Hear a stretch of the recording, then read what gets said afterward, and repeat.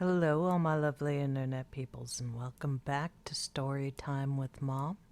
And we're continuing on with verse 3 of the Book of Sorrows. Fire without fuel. I killed my sister today.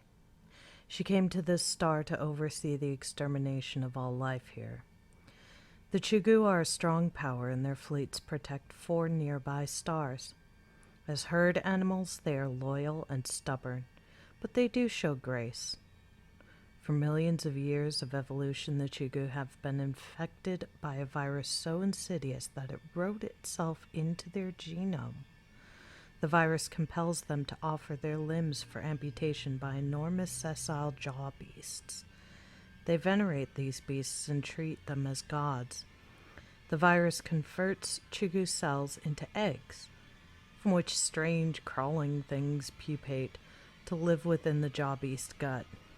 In turn, the jaw beast extrudes sweet nectar for the Chugu to drink, and they have brilliant visions. Savathun and her birds have liberated the Chugu from the jaw beasts, and indeed from existence. But as they chased the Chugu ark ships, I stopped in to vaporize my sister's warship and a few of her underlings.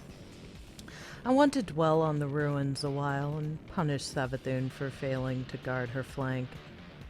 They are like us, these Chugu, bound in symbiosis. I feel joy and sorrow. I feel them as titanic things because I am larger than my body.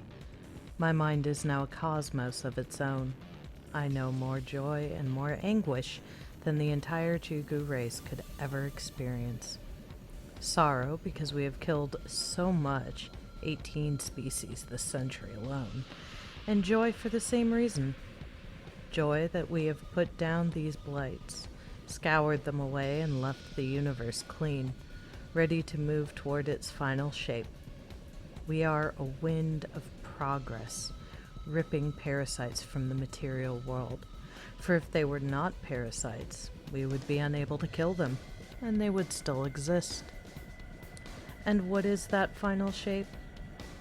It is a fire without fuel, burning forever, killing death, asking a question that is its own answer, entirely itself. That is what we must become. My worm grows fat and hungry. I feed it with whole worlds.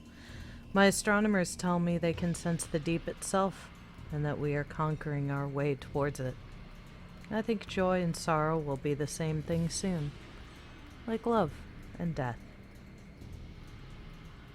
The scream. No! Savathun, Sivu Arath, my siblings, we are betrayed. We will never live eternal. Our might shatters entire species. We inhale the smoke of their burning. This is our compact with the worm, our god. The worm makes us mighty. But as we wield this might, our worm's hunger expands. If we fail to feed it, it will devour us from within. We have exterminated 306 worlds, and now I am certain my worm's hunger grows faster than the might I draw from it. We are bound by our covenant to obey our nature, eternal search, eternal cunning, eternal conquest. But as we do this, my siblings, we feed our worms. And the more we feed them, the hungrier they grow. Faster and faster. Soon, my siblings, we will be so mighty and our worms so hungry that not with all our might could we possibly feed them. And we will be devoured. What can we do? Dictata ir Dakua. Attention. Perimeter security units attend. Stand by to assimilate new imperatives. Grant 60 proof assimilation liquor or face immediate noncompliance taxation. The Dakua Ministry of War is now online and true. In radial year 989 Growth 3, our clients in the Dakua Nest salvaged an interstellar spacecraft. Hull isotopes date the craft's construction 24,000 years ago. Around the same time, the fundament system dropped out of contact with our amiable Ecumene.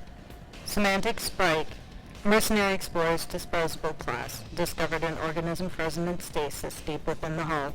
She claims to be Teox, member of a protohive species. During debriefing, she provided records of the fall of Ammonite civilization and vital intelligence about the motives, biology, and leadership of the hive.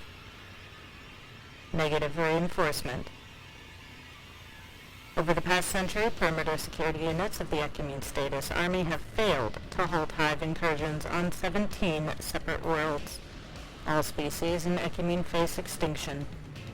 Positive reinforcement. Decapitate, defer, promote, declare strategic dicta for victory against the hive. Identify Supreme Hive leadership organisms Aura, Sathona, and Shiro. Target these entities with maximum theater overkill. Petametric release authorized. Prosecute targets whenever they manifest. Hive cohesion will crumble. Total victory over the hive will be achieved by clean sweep genocide. Enact impulse.